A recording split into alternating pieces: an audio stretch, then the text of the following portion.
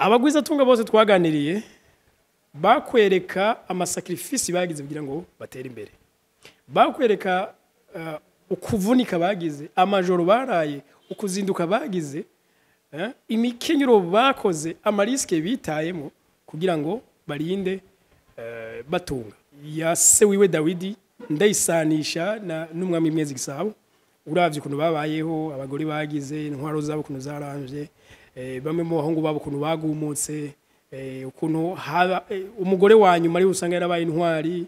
Donc umugore nk'akararo dufate wavyaye Salomo ya mugore wa nyuma, umugore wa Mwezi Gisabo wa nyuma riri ku mutima yabaye intwari, donc asigirana n'igihugu n'ibindi byinshi. Uriya muhungu rero wa Dawidi Salomo asaba ubwenge Imana kukumva yari we asigaranye atezwa gusigarana ubutegetsi bwa se. Imana ati unsavye icundi umuntu wese atokwimvira kunsaba mu gihe abandi bari gusaba ubutunzi ibiki n'ibiki bishashagirana, wowe usabiye ubwenge conyene ati ndaguha n'ubutunzi. Mwe babagwiza tunga babivuga ati ugusumvye ikintu n'ugusumvye n'amasacrifice n'imikenyuro yagize, donc yagusumbije ivyo yakoze. Kibazo rero Salomo yarakoze iki ngo atunge?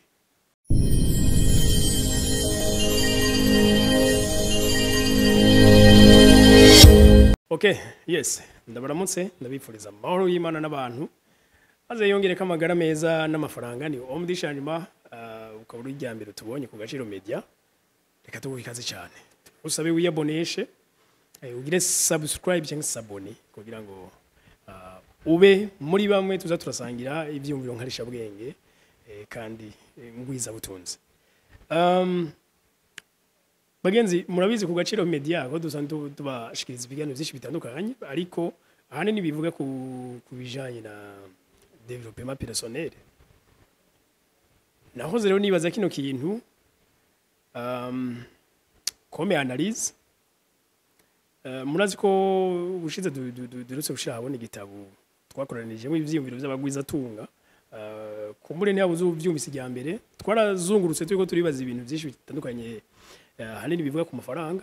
Kubera iki amafaranga mu misanzwe aronka n'umuntu wari wese nta numwe atayaronka, ariko kubera iki atera imbere bakeya, kandi baje batera imbere nabwo ari babandi by'ukuri babinjiza menshi udusumvye. Abari ubundi bumenyi bujanye n'amafaranga peut-être abantu bari kwadusumvye.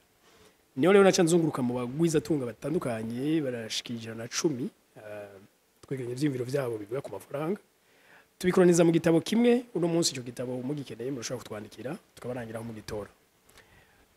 Ariko rero bagenzi, inyuma y'ico gitabo niyo nashoboye kwimvira ikintu kimwe arico ngira ngo dusangizanye, kandi mu nkundire namwe mutanga ivyumviro vyanyu mu commentaire ndaza kubisoma. Binabaye ngombwa tuzokoreye partie 2 ya kino kiganiro. Abagwiza tunga bose twaganiriye bakwereka amasacrifice bagize kugira ngo batere imbere, bakwereka ukuvunika bagize, amajoro baraye, ukuzinduka bagize, imikenyero bakoze, amariske bitayemo kugira ngo barinde batunga. Muri make ncandonga n'ijambo rivuga ngo burya ugusumvye iterambere sigi hamana yagize, si Imana yamukunze gusumba ko nawe yagukunze, si opportunité z'agatangaza yarose wowe utarose, ahubwo yakoze ico wowe utakoze cyangwa nanje ntakoze. Ivyo vyace binjana he? Vyace binjana muri Bibiliya rero. Murazi ko Bibiliya ishinga intayi ivuga yuko Salomo yabaye umugwiza tunga wagatangaza, ahubwo yo inashinga intayi ngo nta n'uzoza musumba. Muga nibaza ko haraciye kameme ibinjana vyinshi atawura musumvya. Mugabo uno munsi yo ikora kogwa urutonde Kanka Masa Musa, umunyamari mu amperere wo muri Mali. Kanka Masa Musa aracari ku rutonde rwa mbere. Iyo bafashe buriya butunzi bwabo kabisha muri valere y'uno munsi, Kanka Masa Musa aracaza ubwa mbere.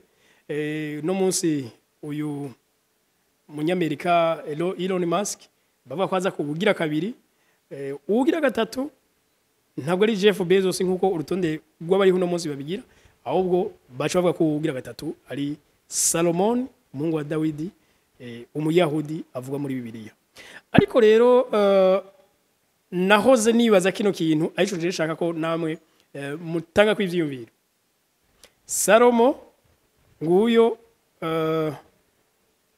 ahubwo muvuze vya Salomo nibuka ko nigeze kora documentaire ya se wiwe Dawidi ndayisanisha n'umwami Mwezi Gisabo.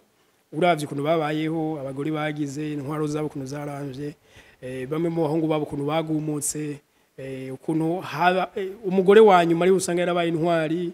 Donc umugore nk'akararo dufate wavyaye Salomo yari umugore wa nyuma, umugore wa Mwezi Gisabo wa nyuma riri ku mutima yabaye intwari, donc asigirana n'igihugu n'ibindi byinshi. Uriya muhungu rero wa Dawidi Salomo asaba ubwenge Imana kukumva yari we asigaranye atezwa gusigarana ubutegetsi bwa se.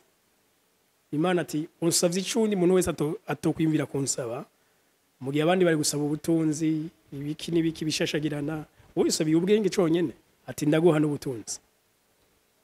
Sasa Bibiliya ikibigezaho baca bakwereka ko yaciye umutunzi w'agatangaza, umunyabwenge w'agatangaza. Question rero ciza niki? Imana je ndemera ko ari mushobora vyose, mugabo hari ibintu bisaba ko tuva mu vy'impwemu canke mu iyoboka Imana tukaza muri logique gatoya. Est-ce que Salomo umunsi umwe yaravyuze agasanga n'umutunzi uko nyene ibintu byose birandagaye ngaho n'umutunzi? Je ne pense pas.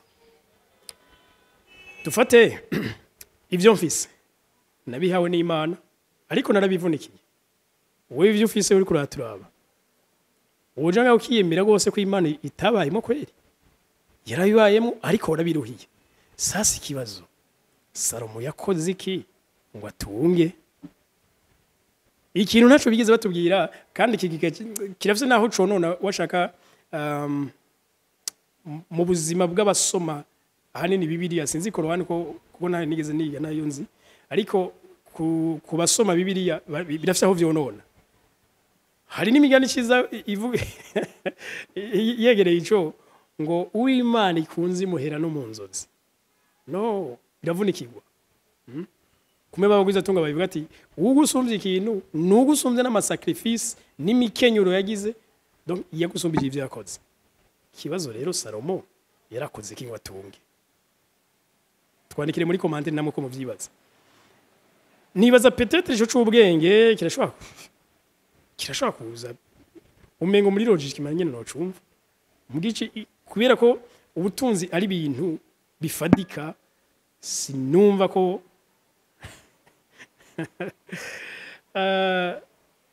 inyuma y'iki kiganiro nzobaronderera umuntu nzi abatahura philosophie religieuse canke ibintu vy'iyoboka Imana cane adusangiza kino kintu. Nitwagira Imana tukaronka umupatiri ni sawa, nitwagira Imana tukaronka umupastori abitahura ni sawa, mugabo imbere yuko kumure ababidusangiza wovyumva gute? Isi Imana yarayiduhaye, ariko yayiduhaye ariko matière première. Nta nzu Imana yigeze yubaka ku isi n'abantu bayubatse, nta ofete ibi byose tubona byinshi n'abantu bavyubatse, mugabo bafatiye ku mutaye wa mbere wabanje gushirwa ngaha ariwo Imana yatuzaniye matière première. Turafise ivu, turafise amazi, turafise amabuye, turafise ibiti, ivyo ni matière première dushobora kwifashisha tukabikora. Rero muga Salomo kuja bava ngo yaciye aba muri kiriya gihe iyo bavuze ngo umugwiza atunga cyangwa umutunzi wa mbere, kwanza muri Bibiliya ntibanamuvuga ngo umugwiza atunga, bamwise umutunzi. Umutunzi n'umugwiza atunga mu bitandukanye, biratandukanye ho gatoya. Kubasomye kiye gitabo twanditse canke kwazo gisoma muzobona ko bitandukanye cyane. Uwo mutunzi rero Salomo muri kiriya gihe iyo bavuze ubutunzi baba bavuze valeur y'ivyo ufise, barabiye ku nyubako nyinshi ufise, barabiye kuri business ukora. Kiriya gihe hariho business nyinshi, hariho business nyinshi, kandi ikindi cyari gikomeye yari amabuye y'agaciro. Muri kiriya gihe murazi haravugwa ibintu byitwa amafeza, zahabu, ibintu byinshi bene ivyo. Ivyo byari byo biranga ubutunzi, ubusho bw'ibitungwa, ahageza gutwara. Okay, reka sininjire muri byinshi, ariko l'histoire yiwe narayirondeye kuva ico gihe maze kugira avuga Constant nkibaza ni koko yoba yaravyutse umunsi umwe agasanga aratunze nimba yarabirondeye yakoze iki mu kiringo kingana gute ese bibaza ko mu myaka 10 ya mbere arikishije ku butegetsi yari yamutunze nyene twumva donc iyi nkuru sinoshima kuyija ko cyane kuko iyo imeze nka science ni histoire ishobora kuba itandukanye gato na nuko ngira ngo muyobokamana bavyigisha reka tuze tubanze twumve aho muyobokamana ariko batageze ku ngingo jewe zobibagirirako nuko ndabakunda cyane dusangiza ivyo vyiyumviro muri commentaire tubandanye dusangizanya ubumenyi naho utaha muri komera omdishanyima bye bye